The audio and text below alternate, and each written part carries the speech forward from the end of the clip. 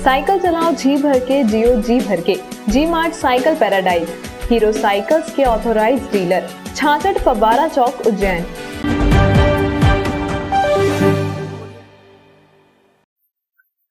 नमस्कार, जय श्री महाकाल। न्यूज मालवा के इस बुलेटिन में आप सभी का बहुत बहुत स्वागत है। मैं हूं आपके साथ अंशुल द्विवेदी। आइए देखते हैं क्या है आज न्यूज मालवा में खास।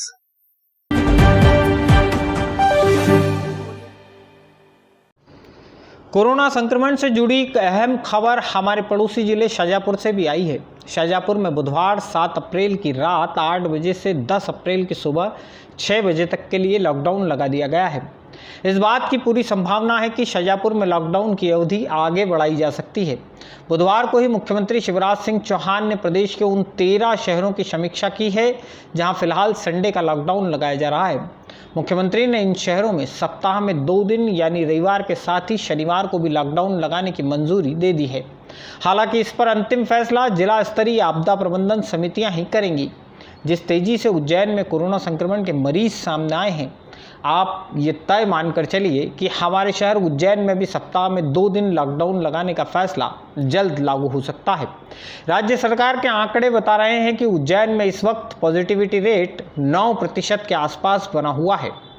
कोरोना संक्रमण की बढ़ती हुई रफ्तार ने जिला प्रशासन की चिंताएं भी बढ़ा दी हैं। बुधवार को कलेक्टर आशीष सिंह माधवनगर अस्पताल पहुंचे। यहां वे पीपीई किट पहनकर कोरोना पॉजिटिव मरीजों के वार्ड में गए और मरीजों से बात की। कलेक्टर ने बताया कि जिले में फिलहाल कोरोना संक्रमित मरीजों के लिए 800 से ज़्यादा बेड रिजर्व है। बेड व उपचार के अन्य संसाधनों की कमी नहीं आने दी जाएगी। कलेक्टर ने ही बताया कि उज्जैन के मरीजों को अब देवास के अमलतास अस्पताल में भर्ती किया जाने लगा है।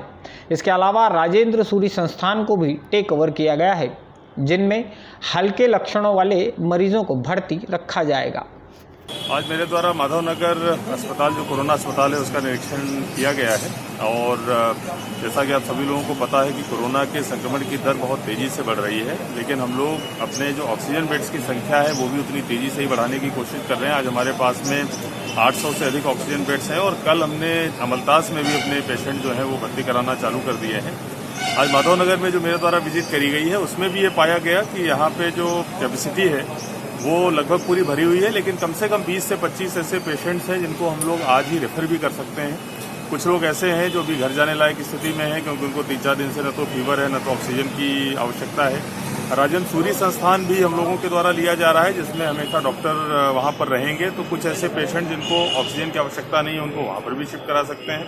तो हम लोग अगर ऐसे 20-25 डेली पेशेंट्स निकालने में सफल हो गए तो निश्चित रूप से कि एक जो ये बात आती है कि हॉस्पिटल में बेड अवेलेबल नहीं है, लोगों की भर्ती नहीं हो पा रही, तो वो दोबारा कभी बात नहीं आएगी। सेम चीज़ आज मेरे द्वारा चरक और आरडी का भ्रमण भी किया जाएगा, वहाँ पर भी इसी प्रकार की व्यवस्था जमाई जाएगी। अभी हमारे पास में अमलदास में भी लगभग 200-250 ऑक्सीजन के बेड्स आराम से हैं, लेकिन फिर भी हम यही चाहते हैं कि उज्जैन के जो हॉस्पिटल्स हैं उनमें पर्याप्त रूप से इतनी संख्या है, अगर हम लोग ढंग से उनको मैनेज कर लें तो बिल्कुल समस्या नहीं आएगी।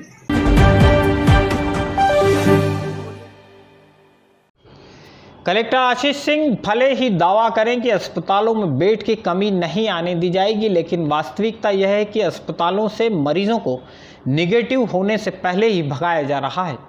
पत्रकार बिरादरी के एक सदस्य विकास शर्मा के माता और पिता दोनों ही 30 मार्च को कोरोना पॉजिटिव पाए गए थे। 5 अप्रैल को उनके पिता को अस्पताल से डिस्चार्ज कर दिया गया। डिस्चार्ज के वक्त उनका दोबारा सैंपल लिया गया था। 2 दिन बाद यानी बुधवार को इसकी रिपोर्ट आई तो पता चला कि विकास शर्मा के पिता अब भी कोरोना पॉजिटिव हैं। कई प्रयास हुए, कलेक्टर तक को मामला संज्ञान में लाया गया, तब कहीं जाकर कड़ी मशक्कत के बाद उन्हें दोबारा अस्पताल में भर्ती किया गया। पत्रकार विकास शर्मा की जुबानी आप खुद ही सुनिए सफ़ेद फीताशाही की लापरवाही की दास्तान। जैसा कि मैंने कल पोस्ट में बताया था, मेरे फादर 5 तारीख को चरक अस्पताल से उनको घर भेजा गया था। मेरे 25 अधिकारियों को CMHO को बोलने के बावजूद कि उनका एक बार टेस्ट करवा लिया जाए, उन्होंने टेस्ट नहीं करवाया, उनको घर भेज दिया। टेस्ट लेने के बाद घर भेज दिया बिना जांच रिपोर्ट के। आज सुबह पता चलता है कि वो फिर से पॉजिटिव है। उसके बाद 25 अधिकारियों को बोलने के बाद 5-7 घंटे बीत गए उस बात को। बड़ी मुश्किल से एम्बुलेंस आई। कलेक्टर के सारे नॉलेज में मैंने डाला, उन्होंने हस्तक्षेप किया। इसके बावजूद आधे घंटे से मेरे पिताजी को यहाँ एम्बुलेंस बाहर लेकर खड़ी थी। क्योंकि डॉक्टर सोनानिया ने मोबाइल बंद कर लिया। उसके बाद में कोई जिम्मेदार कोई भी कुछ भी बोलने को तैयार नहीं था। कलेक्टर सर को मैंने कहा, उन्होंने यहाँ बोला, इसके बावजूद भी कम से कम 1 घंटा वो धूप में यहाँ खड़े रहे और उनका ऑक्सीजन लेवल 50-60 पे कुछ चला गया। अभी वो भयंकर तकलीफ़ में है अंदर, उनको जैसे तैसे यहाँ एडमिट करवाया। प्रेस क्लब के अध्यक्ष विशाल हाड़ा जी के खुद यहाँ खड़े हुए थे। पूरी इनकी गलती है, जबकि 30 तारीख को जब ये भर्ती हुए थे तब से लेकर आज 7 तारीख तक मैं भयंकर परेशान हो चुका हूँ। मैं पत्रकार हूँ, इसके बावजूद मेरे साथ ये हालत हो रही है, तो आम जनता के साथ क्या होता होगा। मैं इस बात की शिकायत सभी को कर चुका हूँ। अभी जब CMHO को मैंने फ़ोन करके बोला कि सर ऐसी कंडीशन है और मेरे पेशेंट को भर्ती नहीं किया जा रहा है, उन्होंने बोला आप चले जाओ। मैंने उनको बोला कि मैं आइसोलेशन में हूँ, क्वारंटाइन हूँ, इसके बाद मैं कैसे चला जाऊँ। उन्होंने बोला चले जाओ। ये बात से मैं कलेक्टर साहब को भी अवगत करा चुका हूँ। तो एक ही रास्ता है इस चीज़ से बचने का कि आप लोग घर पे रहो, ना आप इन्फेक्टेड होंगे ना आपको ये सब भोगना पड़ेगा।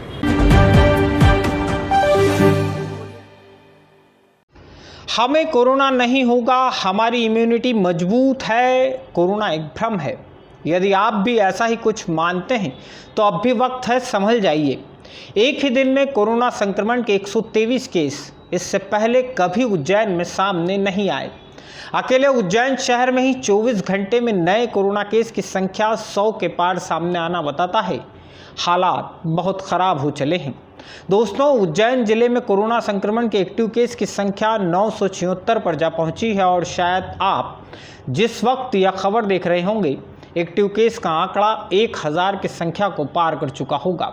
कोरोना संक्रमण की वजह से भले ही सरकारी रिकॉर्ड में अब तक 112 ही मौत दर्ज है, लेकिन वास्तविक आंकड़ा इससे ज़्यादा है। मौतों की गिनती करने का स्वास्थ्य विभाग और प्रशासन का अपना तरीका है। ऐसे केस सैकड़ों की संख्या में होंगे जो कोरोना पॉजिटिव या संदिग्ध होने पर अस्पतालों में भर्ती किए गए कोरोना मरीजों की तरह ही उन्हें ट्रीट किया गया और मौत के वक्त उनकी रिपोर्ट नेगेटिव बता दी गई। बुधवार को शहर में योग टीचर बबीता टिटो की मौत हो गई। उन्हें एक निजी अस्पताल में वेंटिलेटर पर रखा हुआ था। उनकी प्लाज्मा थेरेपी भी हुई थी।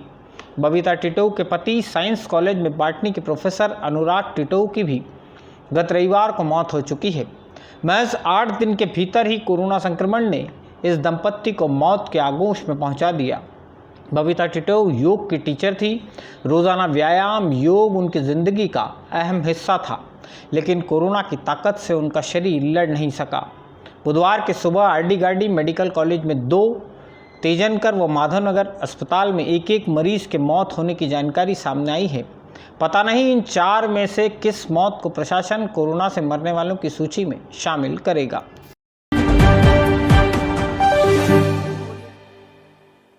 अपराधियों की आर्थिक रीढ़ तोड़ने वाली मुहिम के तहत बुधवार दोपहर नगर निगम और पुलिस की टीम ने लोहे का पुल इलाके में रहने वाले मुस्तकिम नामक बदमाश के मकान का अवैध निर्माण तोड़ दिया।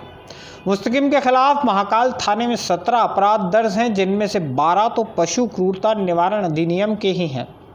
बुधवार को नगर निगम की टीम ने मुस्तकिम के G+2 मकान की छत को हवादार बना दिया, कमरों के बीच की दीवार हटाकर उनकी चौड़ाई बढ़ा दी और पिल्लरों से बोझ कुछ कम कर दिया। मुस्तकीन लोहे के पुल निवासी महाकाल थाना क्षेत्र, इसके विरुद्ध लगभग 17 अपराध पंजीबद्ध हैं, जिसमें कुल 12 अपराध पशु क्रूरता अधिनियम पे हैं। इसके अलावा जुआ एक्ट है, हत्या का प्रयास है, मारपीट है। आज नगर निगम द्वारा इसके अवैध निर्माण पे कार्रवाई की जा रही है।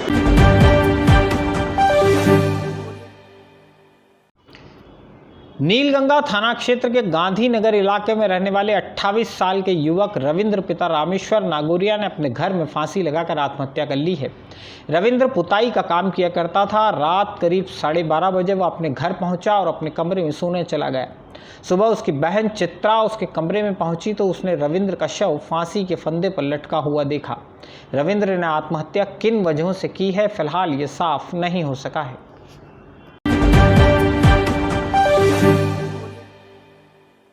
न्यूज मालवा के इस बुलेटिन में फिलहाल इतना ही। मुझे दीजिए इजाजत और अपने परिवार का बहुत बहुत बहुत ज्यादा ख्याल रखिएगा। कोरोना की गाइडलाइंस का पालन करिएगा। दीजिए इजाजत, नमस्कार। वाह, ताजगी का दूसरा नाम फेमस गोल्ड टी।